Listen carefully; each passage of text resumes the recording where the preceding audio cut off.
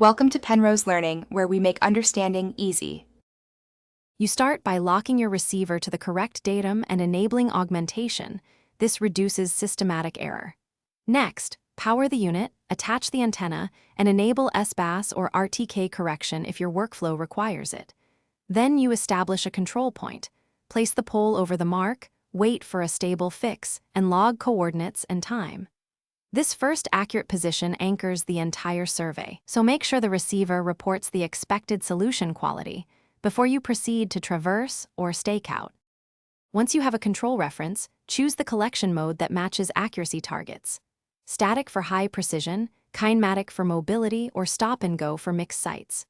You should log satellite count, PDOP, and correction source with every occupation. These determine confidence in each point.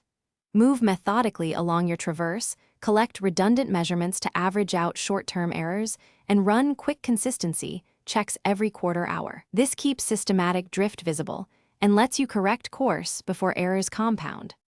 To finish, export both raw logs and process coordinates in the client's required formats, and then run a least squares adjustment or post-processing using your base or network corrections to tighten residuals.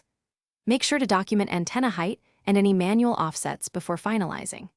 If a point looks wrong, first remeasure the stake with the same setup.